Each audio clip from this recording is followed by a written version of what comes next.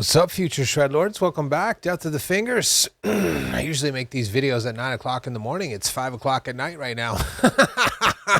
Fail. It's awesome. So, yeah, we're actually going to talk about some music stuff today. The first thing on the list here is, are there any benefits or positive upsides of AI? I mean, there is one silver lining, but it only actually is relevant to people that put a lot of effort into music and stuff like that. Like, here's the stat that should terrify everybody every single day, not once a month or whatever. No, every single day, at least 20% of all the music that goes up on Spotify and all the other streaming platforms, which tend to be the most widely consumed as far as the music platforms are concerned, are done completely by AI.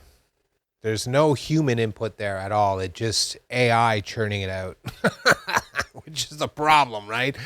Because if you've ever used AI and you get into a conversation with it and you start trying to nail it down when it starts being evasive, it just starts getting into a doom loop where it just keeps repeating the same information over and over and over again. And obviously, if you take and relate that to a picture, you've seen what that happens. It starts to degrade until it goes from like a sort of a weird looking person to like a goblin, like it's just a mess. And then of course with music, it'll just keep getting more and more absurd, right? And the lowest common, how do you get any lower than some modern forms of music right now, which is like clips and claps and bleeps and whatever it is, you know what I mean? Like just, I don't even actually discern any real music there. And the stuff that is musical is so plasticky. It's just like, it begs the question. It's like, why? And I saw this video just as a tangent of a Sabrina Carpenter concert, like just a clip of it. And I was just like, that's what passes off for a show these days. It was just so weird, man. Like,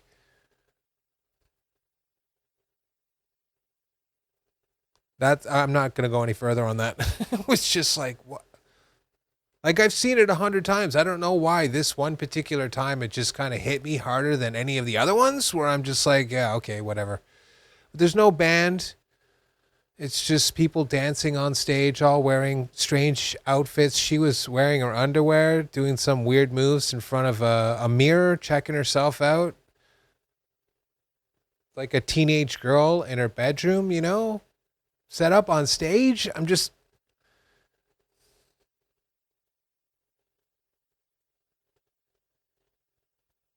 mean, Michael Jackson had a fucking band. You know what I mean? Like, they're like, Mike, you're going to drop one of the most legendary pop albums of all time. He's like, we got to have the most legendary guitarist on it.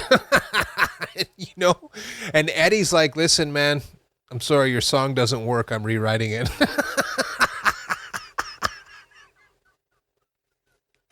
He just lays down the law and then he drops this like mind-blowing solo, because it really is mind-blowing. It's a really badass solo. It's awesome. So, and then Mike's just like, yeah, okay, whatever. Legend. So,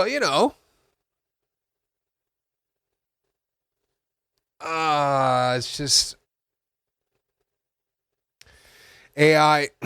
So 20% of it's basically going up on a daily basis. So within, a year, by the end of 2026, you're looking at that being basically 50%, right? And you're already seeing it now. Like daily, I'm deluged with at least, and listen, I don't use Twitter that much, right? So I kind of, my circle is small-ish, whatever, because I tend to stick to the stuff that I'm interested in, if you can. They're constantly pushing you into other stuff. Who cares? I'm just like, oh, what? Yeah, social media. But the thing is even there, I'm being bombarded by this slop. And it's sad, too. I mean, it's just so stupid. It's like a guy sitting on the toilet and then a deer jumps through the window and then a bear jumps through the window and lands on him and stuff. It's just so dumb, you know what I mean? And people actually believe it. That's my biggest issue with the AI stuff is you've already seen that most people will fall for almost anything. You know what I mean? Like so this isn't helping and it's in its infancy. That's the real scary part, right? Like this is just the beginning, so yeah, it's easy to spot. But by the end of next year, man, not so easy even for someone that's experienced. So I don't know. That's not good. But the upside, the silver lining, I guess you could say, is that the AI music will never be able to compare to a real human being. And I know that's true because I argue with the stupid, entity, if you will, on the internet every single day and just destroy it. Why? Because we can think laterally and creatively, and it is bound by the rules of its programming, and that's just it. I remember arguing with one day and then thinking of that line in The Matrix when Neo's fighting Morpheus in the dojo. And he's like, it doesn't matter how fast or strong Smith is. You'll always be faster and stronger because you're not based on any of the rules there.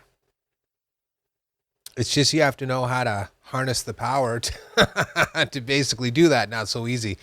So that's what I'm talking about. Once you sort of break down the argumentative tactics to essentially defeat its programming bias, then it'll tell you a lot of truths, a lot. But that's no mean feat, right? So that's what I'm getting at. There is the AI thing will actually make the good musicians, the ones that actually work on being skilled and knowledgeable musicians, that much more valuable. And it'll basically wipe out what I call the music underclass, which is a bunch of people that just kind of waste their time on the internet making beats and all this other stuff. Like, it might be moderately profitable for you to do that now, but you're about to be destroyed. Most of these people that were doing production for rap and electronic music, they're going to get a massive reduction because obviously these people will be like, I can't afford a $5,000 mix job. So they just go do it for $30 on AI and it's good enough. And that's just it. Somebody else was saying it earlier on the YouTubes. They're like, people don't really care about quality when it comes to validation. I was like, that's so true. I've put out some of the shittiest tracks of all time and been like, this fucking rules. It was awesome. So, and it was just laughable, but that's just it. You don't care because you get excited. You're like, you want to share your creative endeavors with the world. And then it's not until later that you start to realize that maybe you should be a little bit more methodical about it, which is why I'm taking my time this time. Although I basically finished an entire song now. After over 2 years, I finally finished one whole damn song. Yeah. So, that's my feeling on the AI thing. As far as writing or whatever else, like, listen, you should see it as like, the computer from Star Trek, where you're asking it to do complex functions. Go on the internet and look up a bunch of information so that I can start to scan through it. I don't want to do the research. You go out there and do the research and then just give me a list of links. That's smart AI use. But to be like, write my band's bio, that's not good.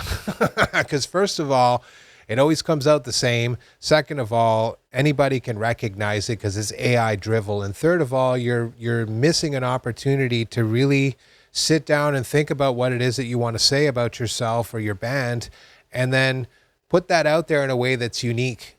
I think people don't understand this. Don't conform. Try to stand apart. Right? So, I mean, it's just my opinion, but there it is. Right? So, AI is going to have the same kind of effect on the music industry as Napster did and all the rest of that. When literally within the span of 5 years, they collapsed CD sales. So just think, Suno came out last year, or maybe I think it was last year, and picked up steam enough for Rick Beato to talk about it this year. So, in 3 more years, that's how long it'll be before you actually start to see the starting symptoms of people being like, the music industry as you know it now in 2020-ish, or 2025, 2026, is basically undergoing massive changes, which is just a euphemism for we're going broke. The last of the boom times are finished now because the nostalgia artists are gone or dead, right? They're not touring anymore. I mean, honestly, some of the bands here are 70 or 80-year-olds. Are you kidding me?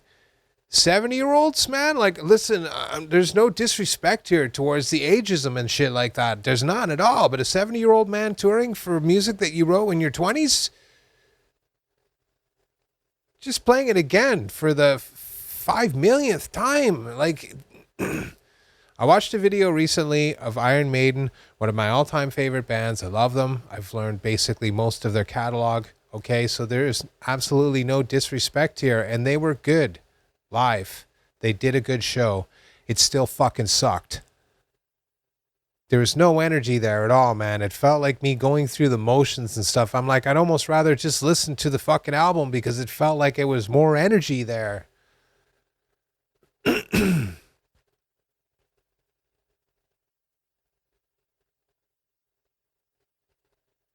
Anyways, there it is. That's my take on AI. Next is should you learn classical music? You don't have to learn classical music. I mean, reading and sight reading music is an essential skill if you want to be a professional musician. I mean, reading a chord chart or something like that would be equally as important. If you're really planning on getting into the music industry, although I don't know why you would do that because basically every aspect of it is collapsing. Okay, there are no more session jobs or studio jobs or anything else. Those positions are filled up with people that you're never going to be able to displace ever. And they're the go-to people because quite honestly, they're the best at what they can do. They just go into the studio and bing, bang, boom, it's done. There is no dicking around. These people are so damn good. They just do it. You ever seen guys like Tom Bukovac and stuff? They're nuts. Like, you're just like, wow. Like, or what's that guy? Andy. I can't remember his last name. He's a country guy too, but man, he's like a Eddie Van Halen super shredder too. Just Andy Wood. Sorry. Just a fantastic guitar player, right? There's other guys too. There was the guitar player for Carrie Underwood. I can't remember what his name was. I think Rick Beato introduced me to him, and holy shit. He can play too, man. Like, they're all smoking. That's what I'm talking about. You hear this song where they're playing like a C, a G, and a D and stuff like that, and you're like, oh, I can do that. But then you see them in concert, and they're just absolutely breathtaking. And that's just it. That's fractions. That's like them being on jog. It's not turn it up to 100 and go full sprint, It's just, wow. So just put it out of your mind. If you want to be a studio kind of person that mixes music, that can create music, that can fill in parts and stuff like that on a much wider level, meaning you're sort of conducting your business through the internet rather than being centralized in a place where musicians congregate like Nashville or LA. You see what I'm saying? You become more of a global agent, but that's just it. You have to go the opposite direction. Instead of being like, you're like, I guess, essentially a Fiverr for musicians. You're like, we can create music or whatever it is for you or do custom tracks, but that's your focus. And really, it should be just to releasing your own music and then finding a platform and a niche to basically get it out there by getting that music or that creative output into as many different creative endeavors as you can, like movies and TV or commercials, training videos, whatever. Wherever the money trickles in, man. Like, would you care if it was going to be in some corporate video? If they're like, here's $50,000, right? For a 40-minute video where you had to do some pretty basic music, they're like, just spruce it up a bit for us, You going to complain? Are you? And be like, nah, that's beneath me. Really?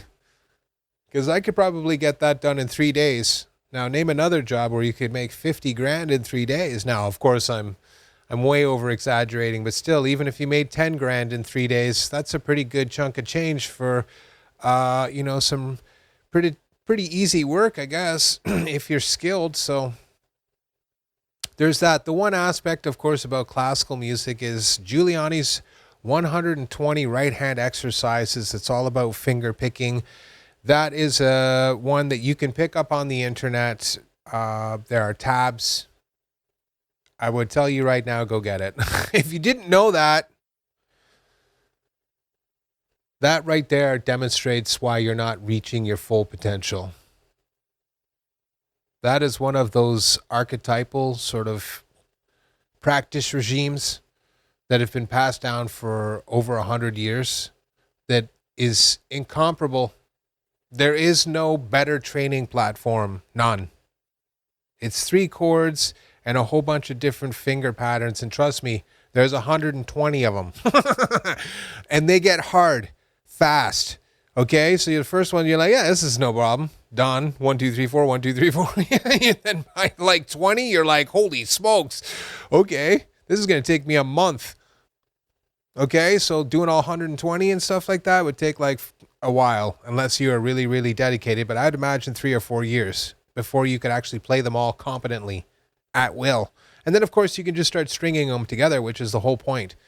It provides like a whole 20-minute practice exercise from hell that would just basically supercharge you. Now, if you're into hybrid picking and stuff like that, ask yourself, are you going to find a better training platform? No, you're not. You see what I'm saying here? You can see the full extent of that whole chicken picking thing with guys like Andre Nieri from South America, or where he's from, down there, Central America. Okay, one of the most terrifying guitar players on the actual face of the earth. There might be an alien out there somewhere that's even more badass, but I've never seen anybody actually improve upon a Marty Friedman solo, but he did that with respect to, I can't remember what the name of the song is. It's famous, you know what I mean? The Eye of the Tornado. I can't remember now. Rust in Peace, everybody wants to cover it. It's considered one of the greatest metal solos of all time, and he just took it and made it better, and I was just like, that's not possible. I literally watched him go like, that's not possible. And he did it. And you know why? Because he holds his pick somehow, and then he uses all of his fingers like this, the 3, and it's just like, holy smokes, like triad runs like from hell with like absolute mastery. Like these absolutely devastating diminished runs that just make your eyes water because you're just like, wow.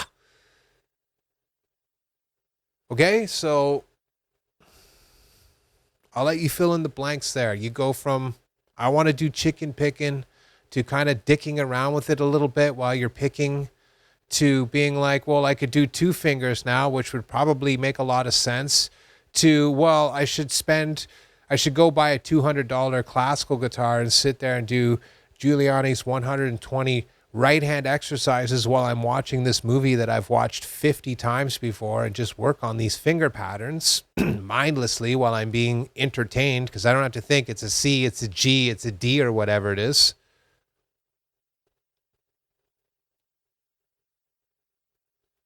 And then, yeah. Eventually adapt over, so you're like, okay, I've got the skill now to do these ones while I'm holding the pick. That's the final step. You work on the stuff with the pick, you work on the stuff with your fingers. When you get good at both, then you take and combine them together.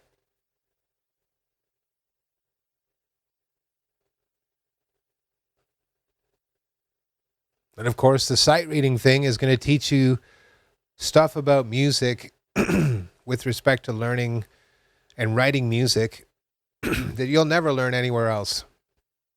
Not from a teacher, not from a video, nothing. These things cannot be learned from another human being. You have to play music, and it just gets assimilated because you start to understand. Like the idea of a gradient. You know what I mean? You don't have to know how that works.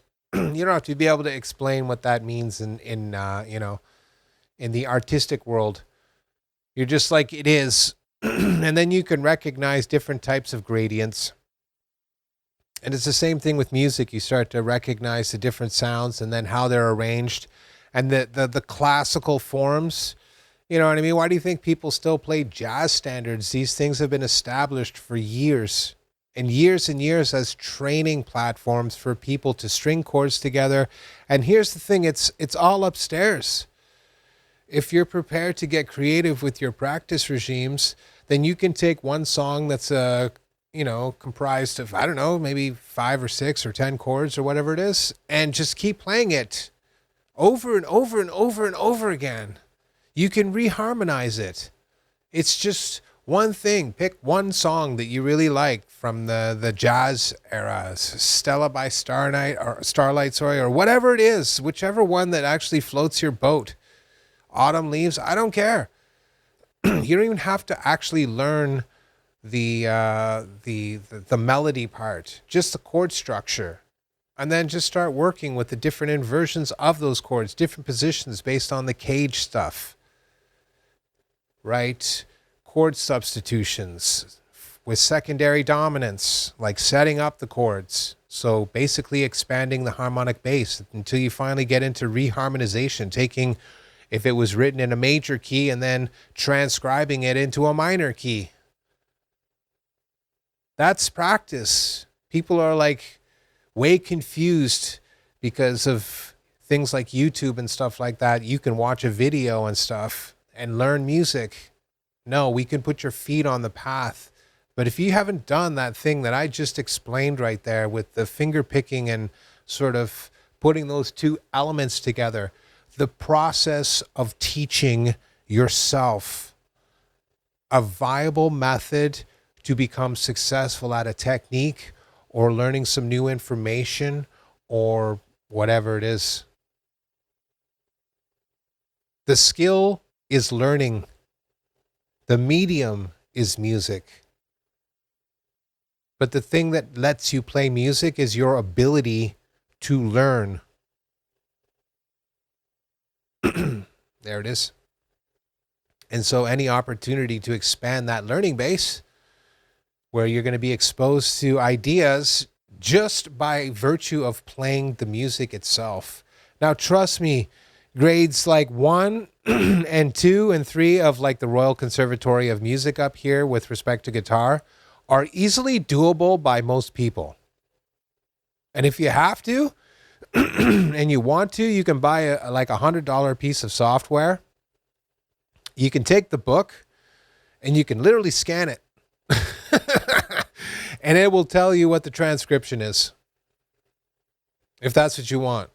Now, I think you'd be doing yourself a major disservice, but whatever. You know, like if you just want to shortcut it, you could probably even find the same song in tabs. Classical, I think it's classtab.org is my favorite site. There are literally hundreds, if not thousands, of tablatures up there. Really, really good ones too, of like most of the really big songs too, especially with classical guitar. So definitely worth checking out. But you know what I mean? You should be doing that too. You can be like, listen, my skills on the guitar are quite high or whatever, getting better. So I can play more advanced music. I just need the tabs. So go pick a more advanced song and start working on that, like one of Bach's Loose Suites, or there's a whole bunch of really killer ones from the 1500s, like John Dowland, Lacrymae Pavans, and he has others too that are pretty sick. You know, there's Robert Duvizet. There's a whole bunch in there. Now, listen, these aren't exactly, you know, walk in the park Sunday morning kind of thing. It does require skill, but you got to start somewhere, right? And then afterwards, after you kind of get into that, you can then branch out into just sight reading, 3, lines of music, which is usually what you're going to get at the grade 1 level. That's just repeated twice.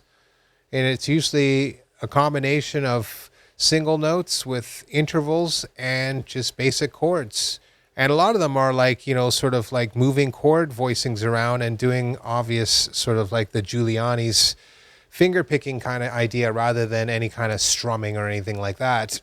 Of course, you should have all 3 guitars. You have your electric guitar for working on that. You have the classical guitar for doing the rudiments with respect to the Giuliani's 120 right-hand exercises, sight reading music, you know what I mean? Playing some classical stuff, just getting a different flavor there. And of course, if you can, find yourself a cheap dreadnought and work on your steel string stuff, you know, your flat picking. Pierre gave me this really sick Washburn over there. It's kind of like a deep auburn red and purplish kind of thing in black. It's nice. It's really nice. It's like, here you go. I don't have enough room anymore, so it's yours. And I'm just like, always wanted a steel string, but I just never had the time to buy one because I was just like, I don't really play it that much. So here I am being a hypocrite. But when he gave me that guitar, I was like, oh yeah, no. I started messing around with it. It's a sick guitar. It's really sick. So that's my point. You see what I mean? And you can sit there and just work on some strumming and again, flat picking and any of those other things. So you see what I'm getting at? I mean, the thing with the learning classical music, which is the thrust of the question, was more about, are you investing in the skill of learning and then applying that to whatever source material is necessary to assimilate? I can get them out. I really can. Or are you sort of like concentrating on short-term gain, which is just, instant gratification, right? There's no hard work involved. You're just like, I just want to play it now. That's the thing. That's the wrong attitude. Again, it gets to learning. You got to build up like a forward momentum and then essentially keep feeding the engine so you keep that forward momentum going, but you also build up more velocity. And that really is the sort of the impetus that drives you to the next level. It's the head down, keep working at it diligently but intelligently. If you're just spinning your wheels in the bog, obviously you're not getting anywhere. And that's because your learning skills are weak. You don't know how to adjust laterally to the sort of barriers that are being imposed. You probably don't even recognize them. How are you going to fix something you don't even actually recognize? And then boom, it's off to the next one. So it is what it is, but right? And I mean, I don't like the rules. So that's the end of the video. AI is probably going to majorly hurt most musicians, but the people that are skilled and are intelligent will basically rise above it, and they'll become very much in demand because here's the thing. I've already mentioned it once before. There'll always be a portion of the population that will never, ever, ever accept AI as an art form, ever. So there'll always be people out there to basically consume your music. The question is are you going to be good enough for those people to actually pay attention to? Food for thought. And the other one is should you learn classical music? Yes. But keep it real and start with things that you can actually do right now, like Giuliani's 120 right-hand exercises rather than learning BWV 999 or 1006A. Or like I said, any of the lute suites from Johann Sebastian Bach, which is really the pinnacle of guitar expression. But I'm not going to lie to you, any of those pieces are absolutely insane. The first one I ever learned was Bourrée from 996, and it's a really cool tune. Learned it from Guitar from the Practicing Musician. I did it on the electric guitar first, obviously, before I even had a classical guitar. But then once I did get the classical, I learned it over. And then I started learning all of them. And of course, there are some that are so far beyond what I can do. Unless you're a professional classical guitarist, you ain't doing it either. But you can try. And that's the whole point. Once you start trying, you'd be surprised at how much higher the bar gets raised and how much more inspired you are to play music and practice and get to the next plateau. So it's up to you, really. Thanks for joining me. I appreciate every single one of you. And of course, I'll see you in the next one.